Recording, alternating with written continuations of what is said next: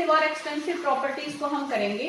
देखो यहाँ इनसे याद रखना, तो ऐसे कंफ्यूजन नहीं होगा, इसमें दोनों में सेम सेम सी बातें, थोड़ा हमें ध्यान रखना है।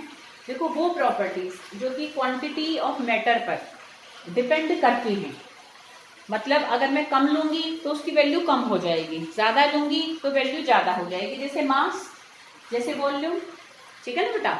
तो ऐसे अभी हम आगे एक इंटरनल एनर्जी पढ़ेंगे, तो energy stored with in the system होती है, तो वो भी अगर हम ज्यादा लेंगे तो ज्यादा हो जाएगी, कम लेंगे तो कम हो जाएगी, समझ रहे बेटा। मतलब देखो वो प्रॉपर्टीज जो कि क्वांटिटी ऑफ मैटर पर डिपेंड करती हैं, जैसे कि मास होती है, वॉल्यूम होती है, कि कम मात्रा लेने से उसकी वैल्यू कम हो जाएगी, ज्यादा मात्रा लेने से ज्यादा हो जाएगी, तो वो प्रॉपर्टीज हमारी होती हैं एक्सटेंसिव प्रॉपर्टीज, ठीक है। Those properties which depends upon quantity of matter present in, ठीक है। इंटेंसिव प्रॉपर्टीज देखो बेटा क्या होती हैं, जो कि क्वांटिटी ऑफ मैटर पर डिपेंड बिल्कुल भी नहीं करती, तुम कम लो ज्यादा लो उसकी वैल्यू नहीं बदलेगी। कैसे, जैसे कि देखो बॉइलिंग पॉइंट है, मैं पानी थोड़ा लूं, पानी एक भगोना ले लो तुम, एक जग ले लो, कितना भी पानी तुम ले लो, पानी के कम या ज्यादा करने से प्योर वाटर का बॉइलिंग पॉइंट 100 डिग्री सेंटीग्रेड होता है, वो चेंज नहीं होगा। पानी थोड़ा लो ज्यादा लो, बॉइलिंग पॉइंट तो मेजर कर रहे हो, बॉइलिंग पॉइंट उसका 100 डिग्री सेंटीग्रेड ही आएगा, ठीक है। आगे बेटा बात समझ में। तो जो प्रॉपर्टीज हमारी क्वांटिटी ऑफ मैटर की इंडिपेंडेंट होती हैं, तो यहाँ ना इनसे ध्यान रखना, इंडिपेंडेंट मतलब डिपेंड नहीं करती है, ठीक है, समझ में आ रही बेटा बात। तो जो प्रॉपर्टीज क्वांटिटी ऑफ मैटर पे डिपेंड करती हैं वो एक्सटेंसिव प्रॉपर्टीज होती हैं, और जो डिपेंड नहीं करती वो हमारी इंटेंसिव प्रॉपर्टीज होती हैं, ठीक है बेटा, क्लियर। तो ये हमने छोटी छोटी सी दो टर्म की, इनको जरूर अच्छे से बेटा याद करना विद एग्जाम्पल्स।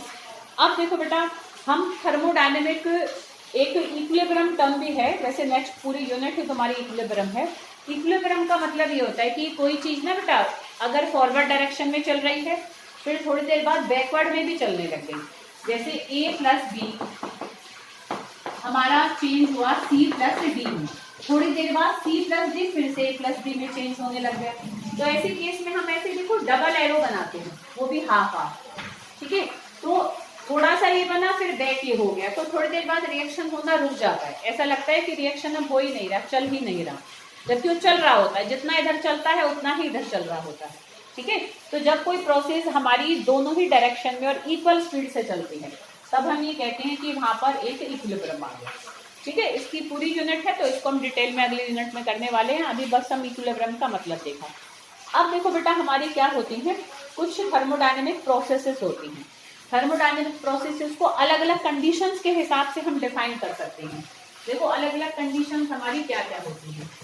देखो कुछ हमारी प्रोसेसेस होती है आइसोथर्मल प्रोसेस, कैसी होती है, हाँ बोलो बेटा, आइसोथर्मल प्रोसेसेस होती है। देखो थर्म का मतलब हमारा बेसिकली हम टेम्परेचर को लेकर चलते हैं, ठीक है। तो वो प्रोसेसेस जो कि कांस्टेंट टेम्परेचर पर होंगे, हमने टेम्परेचर 1 रख लिया, अब हम काम को कर रहे हैं, अब चाहे कोई भी चीज बदले, हम थर्मामीटर रखकर टेम्परेचर को बिल्कुल भी चेंज नहीं होने देंगे, ठीक है ना, कम होने देंगे ना ज्यादा होने देंगे। अगर कुछ चेंज होगा तो हम कुछ ऐसे चेंजेस जरूर करते चलेंगे कि टेम्परेचर मेंटेन रहे, ठीक है। तो जो प्रोसेसेस कांस्टेंट टेम्परेचर पर कराई जाती हैं वो हमारी होती हैं आइसोथर्मल प्रोसेस, सिंपल है ये बिल्कुल।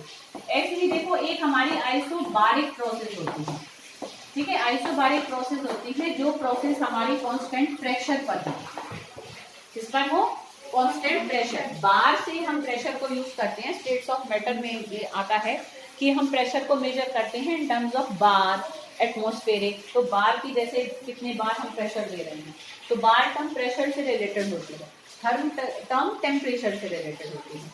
तो वो प्रोसेसेस जो कांस्टेंट प्रेशर पर होती हैं वो हमारी आइसोबारिक प्रोसेस होती है। ऐसे ही देखो बेटा आइसोकोरिक प्रोसेस भी होती है।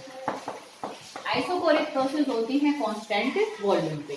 कांस्टेंट वॉल्यूम कैसे कर सकते हैं, बंद बर्तन में काम कर लो तो अब रिएक्टेंट को जितनी वॉल्यूम मिल रही है चलने के लिए उतने ही प्रोडक्ट को मिलेगी, ठीक है बेटा। और कांस्टेंट प्रेशर पर हम ज्यादातर अगर काम को करते हैं ना तो हम खुले बर्तन में कर लें तो उस पर एक कांस्टेंट प्रेशर एटमॉस्फेरिक गैसेस का ही हमेशा रहेगा, ठीक है, कि कोई ना कम हो रहा ना ज्यादा, एटमॉस्फेरिक गैसेस 760 mm प्रेशर देती हैं तो वो ही बनाते हैं, ठीक है।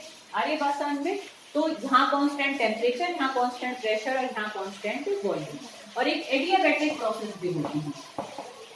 ठीक है। एडियाबैटिक प्रोसेस देखो बेटा क्या होती है, उसमें बेसिकली क्या होता है कि हीट कांस्टेंट वर्ड भी यूज कर सकते हैं, मतलब हीट का फ्लो अंदर और बाहर होना हम रोक देते हैं। ठीक है, मतलब जो हमारा सिस्टम जो काम कर रहा है ना वो एक कांस्टेंट हीट पर काम करेगा। ठीक है बेटा, कि हीट हमारी ना कम होगी ना ज्यादा होगी, जो गर्मी उसके अंदर बन रही है वो हमारी उतनी ही बनी रहेगी। ठीक है, हम अगर कुछ ज्यादा होने लग जाती है तो ऐसी प्रोसेस होती है कि हम उसको वहां से निकाल देते हैं, और अगर कम होने लगती है तो बाहर से आ जाती है। तो कांस्टेंट हीट पर जो काम होते हैं बेसिकली, तो वो हमारी एडियाबैटिक प्रोसेस होती है। ठीक है, तो ये हमने 4 छोटी छोटी सी हमने प्रोसेसेस देखी। ऐसी देखो रिवर्सिबल और इरिवर्सिबल प्रोसेसेस क्या होती हैं, जैसे अभी हमने इक्विलिब्रियम में देखा था। देखो अगर कोई रिएक्शन एक ही डायरेक्शन में चल रहा है, अब पलट नहीं सकता। ठीक है, हमने आलू मटर की सब्जी बना ली, कच्चे आलू कच्चे मटर थे, तो अब क्या बैक हो सकता है कि दोबारा तुम्हें कच्चे मटर और कच्चे आलू मिल जाएंगे? नहीं। तो that is an irreversible process. वो कैसी है? इरिवर्सिबल, जो रिवर्स नहीं हो सकती। ठीक है, तो जो एक ही डायरेक्शन में चलती हैं वो इरिवर्सिबल प्रोसेसेस होती हैं, विच कैन बी रिवर्स्ड, और जिनको कि हम बैक कर सकते हैं वो हमारी होती हैं रिवर्सिबल प्रोसेस। रिवर्सिबल प्रोसेस में ही क्या आता है? इक्विलिब्रियम आएगा। भाई कोई चीज इधर चलकर इधर भी चलने शुरू हो जाए तभी तो इक्विलिब्रियम आ सकता है। तो इक्विलिब्रियम हमेशा रिवर्सिबल प्रोसेसेस में ही आता है, इरिवर्सिबल में नहीं आ सकता। क्लियर? अरे बेटा बात समझ में? तो ये हमने कुछ छोटी छोटी सी डेफिनेशंस करी थी। अब इसके बाद इस यूनिट में हमें 4 मेन टर्म्स करनी है, ये ही है ये सारे यूनिट। इंटरनल एनर्जी, ठीक है, एक हम एंथैल्पी पढ़ेंगे इसमें, हम एक हम इसमें एंट्रोपी पढ़ेंगे, और एक हम इसमें गिब्स फ्री एनर्जी पढ़ेंगे। इसी दौरान ही हम थर्मोडायनेमिक्स के फर्स्ट, सेकंड और थर्ड लॉज को भी इन्हीं के अंदर अंदर पढ़ेंगे। तो ये 7 टॉपिक मेन हमें इस यूनिट में पढ़ने हैं। तो this is whole about this unit.